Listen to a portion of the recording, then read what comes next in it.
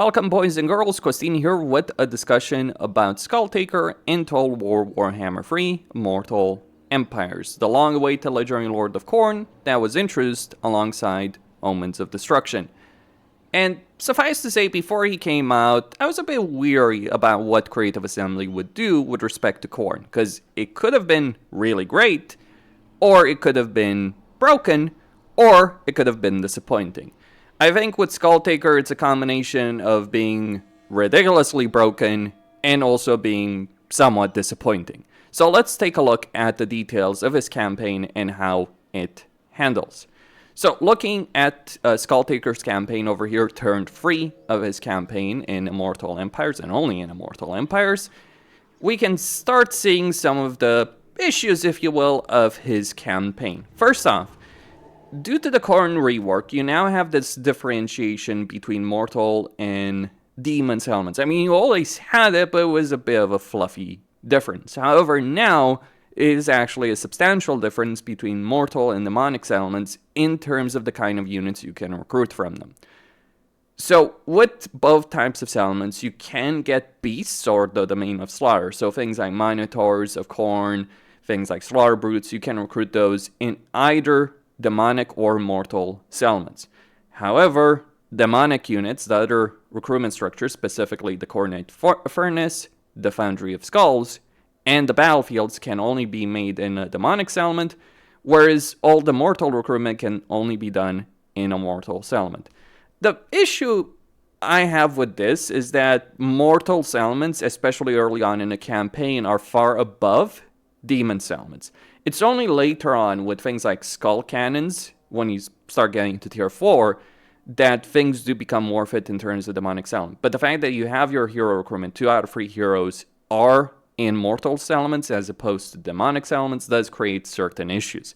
You do want blood reapers, but you do want your first provincial capital to almost always be a mortal element. That's because Bloodletters of Khorne, while certainly good enough in a battle, are second fiddle to Chaos Warriors of Khorne.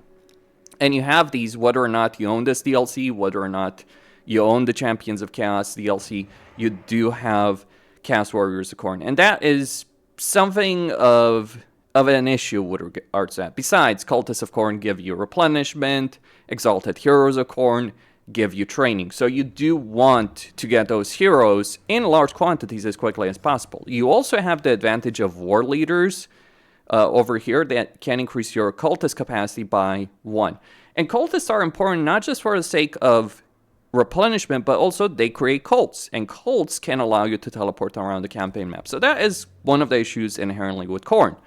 The other aspect to talk about with Skulltaker specifically is Lustria itself. See, Khorne is about maintaining a few provinces largely for recruitment, or very much so just for recruitment. Khorne does not operate a traditional economy. You do need money for troops, but you have a crazy amount of post-battle loot, and you have significant upkeep modifiers that you can utilize. So if you're playing a Khorne campaign, you pretty much always go with a handful of settlements. Now, and especially because you can't take over settlements unless unless you have enough skulls for them. So you're always going to have fewer settlements in other factions. This is not an issue for the most part in a Khorne campaign. It's certainly not an issue in Arbaal's campaign. It's not an issue in Skarbrand's campaign. It is an issue in Skulltaker's campaign. The reason is Lustria. So the terrain design of Lustria has a bunch of natural choke points built around settlements. But if settlements are raised, then you can't bypass those choke points. So even the first settlement you take, if you were to raise the settlement, you would have to go, and you would want to go north, you would have to go around it over here in order to go north. That is just a waste of time. That's just an example.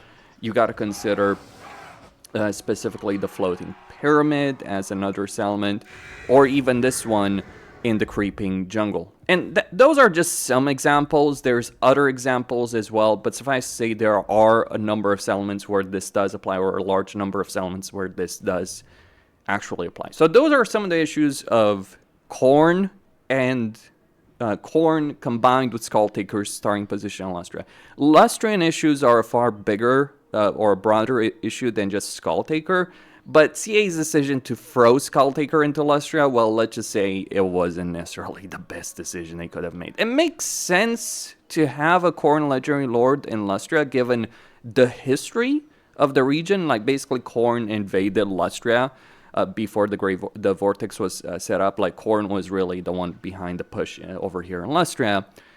Slaanesh was going after High Elves. Nurgle, I'm not sure what he was doing. I think Tzeentch was going after Cafe or pre-Cafe. Anyway, so you do have those kind of dynamics in play, like in terms of lore. So it makes sense, but it's just pretty awkward, suffice to say.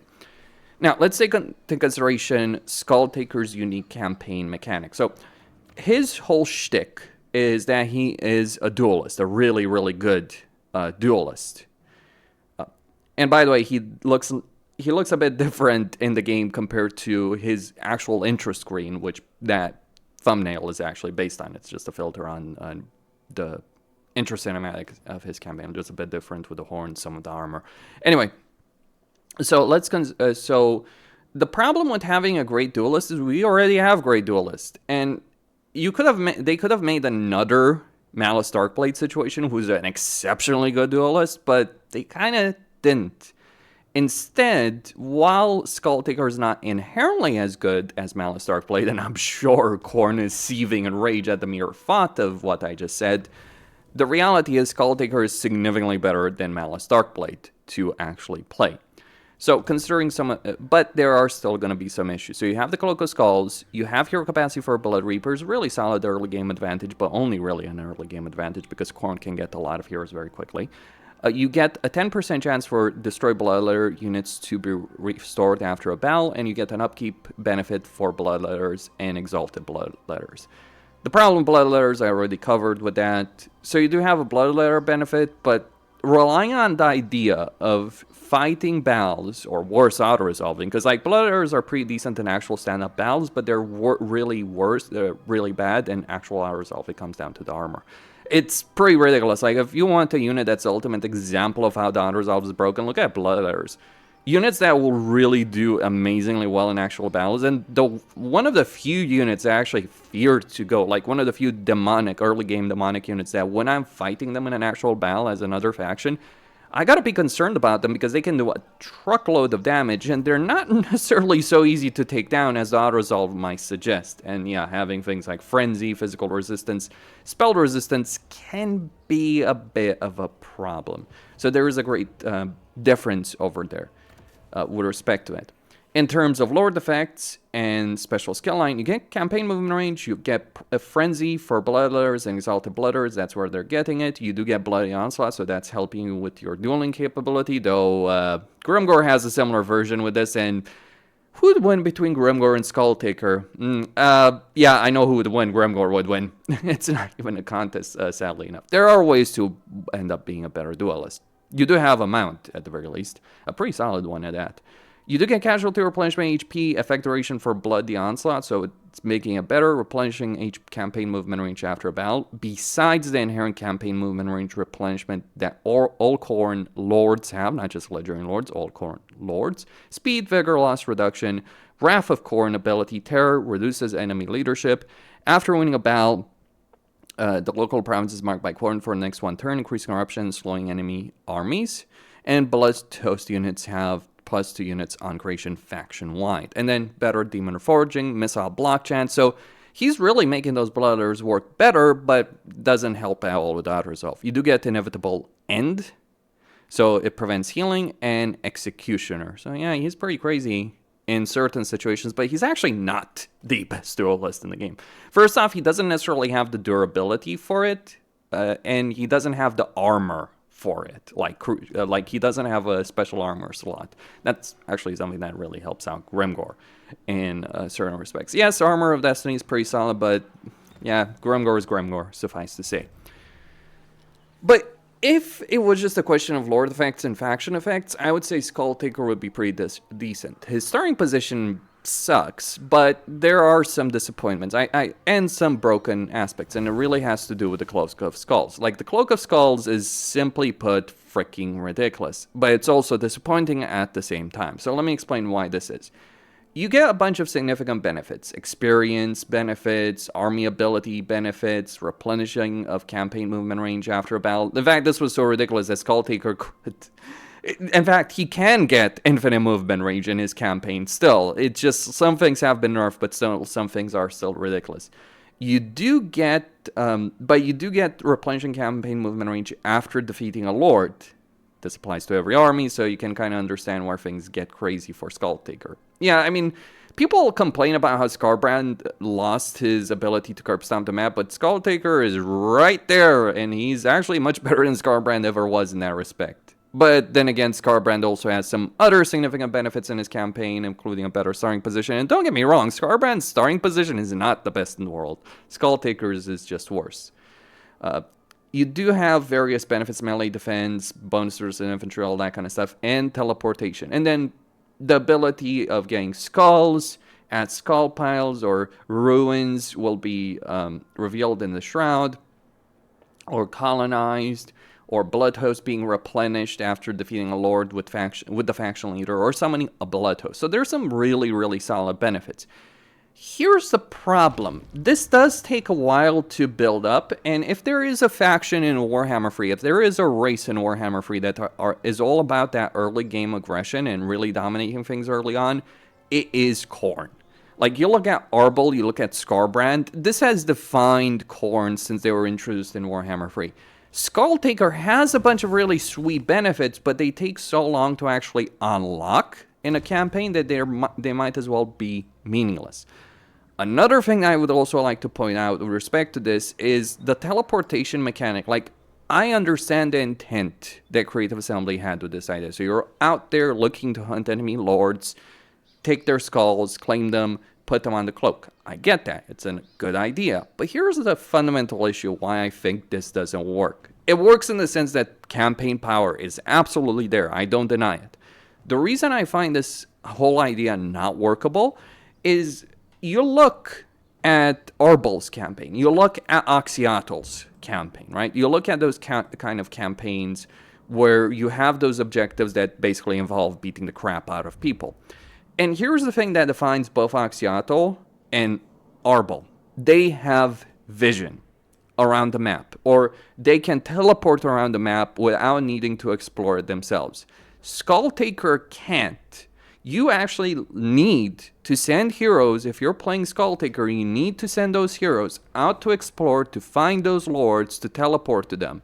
So it ends up being this slower campaign pace. When you do get vision and you do get the ability of teleportation, it is sweet. Until you realize that, again, both Oxyatl and Arbaal are better at that specific mechanic. Hell, even Be'lakor is better at the idea of what this campaign can be. And the reason they're better at it, hell, I could even legit argue that Astankia could be better at getting around the campaign map. But the reason they're better is they don't have a cooldown for it. Like, Arbaal teleports every other turn. It's an awesome campaign because of it. Oxyatl can also teleport every other turn. You may not do so necessarily with either Arbaal or Oxyatl, but you do end up having far more dynamic campaigns with them than you ever will with Skulltaker. And especially the Arbaal comparison is really an important one, because you consider the fact Arbaal is actually better at the playstyle that Skulltaker should be representing. So if you're considering a legendary lord, right? You consider a legendary lord that's all about going around the world, seeking worthy foes, defeating them, claiming the skulls. That is precisely what Arbaal's campaign is all about. And you're better for it. You start with Immortal settlement, so you have an advantage of that. Arbaal has a construction advantage for mortal settlements. He starts with a cultist, so he has casualty replenishment. He starts with Chaos Warriors, which are fly out better than demons. Every single kind of campaign mechanic or benefit that Skulltaker should have, Arbaal actually has it. He even has a global recruitment benefit for his own army, so he can recruit better units while he's on the move. You can make it work, but that's kind of the fundamental aspect. Skulltaker is ridiculously good. But in terms of the kind of playstyle and thematic playstyle that he should represent from my point of view, I think he's just playing second fiddle to what Arbaal already does, and does better. I guess it just goes to show that simply because you have a paid campaign, it doesn't make it better than a free one. And it also goes to show the quality of Arbaal's campaign in a way, in the sense that you end up having a really good campaign that is available to everyone. You don't need to buy any DLC to have access to Arbaal's campaign. I would recommend Champions of Chaos as a DLC for the record, not necessarily and not necessarily Omens of Destruction. And you can handle it even without Champions of Chaos. Like, if you want interesting fights and you want a campaign that's all about seeking worthy challengers, again, Arbaal is just flat out better than that. As opposed to just spending your early game harassing Albrecht, you can go actually fight interesting foes. Like, you want to play an Arbaal campaign and go after Grumgor, Kolic, Archeon? Depends, it is randomized, so that makes it dynamic compared to the samey kind of situation that Skulltaker does end up having in his situation. Never mind that in reality, Arbaal is also much better at confederating the other legendary lords. You may not have the Cloak of Skulls, but you do have your own fair share of benefits if you are playing an Arbaal campaign. So that would be my perspective. I think there is also that contrast between Skulltaker's campaign and Arbaal's campaign that has to be kept in mind on this. And I admit I had hoped that Creative Assembly with 6.1 would have actually improved this situation with his campaign. Maybe, just a better starring situation. I understand Lustria is going to take a lot of work and it's, probably way beyond the scope of the patch. But there are certainly, I think, some things they could have done with regards to that. I think just having an idea like having some kind of objectives that would be created where you would have a selection of targets being chosen for you, for instance. Like, you could get, like, worthy foes, and you could then just teleport to them inherently. And maybe having teleportation unlocked from the beginning of the campaign. Like, I'm not asking for something crazy. Those mechanics are literally in the game already. It just would match Skulltaker's playstyle very, very well from my point of view. But then, even then, you gotta ask yourself who's better, Arbaal and Skulltaker. I would like to have that conversation, personally. I think we also got, like, the demonic situation has to be improved. I think the idea of making demons work like vampire counts in terms of reforging units just doesn't work, because what makes vampire counts function very well with the raised dead mechanics isn't just the raised dead mechanic, it's the fact. It's not the reforging or replenishing dead units, it's actually the raised dead mechanic. What was I saying? It's the idea of you can recruit units on the fly, on the field, and it's not just like low tier stuff, it's very high tier stuff. And you almost never bother if you're playing a vampire counts campaign with regular unit recruitment, or very, very little of it. You can get it, but a lot of the unit recruitment you do in a campaign will mainly be done on the field for raised dead mechanic. That's the reason why the vampire count system, where you don't care if you lose units, because you know you're going to get them. Sure, you might care about some high tier units, but your regular basic units, it can be painful sometimes losing some Graveguard, but what do you care about? You know you're going to get them. Maybe after the battle you're just fighting, if it's a really big one, maybe a couple of battles down the line. You know that's always going to be available, but that's not the way Khorne works. And I think that is one of the issues that Creative Assembly does need to address with this. Anyway, that is all I had to say. Questine signing out. Don't forget to subscribe, like, and enable notifications, and stay tuned for more.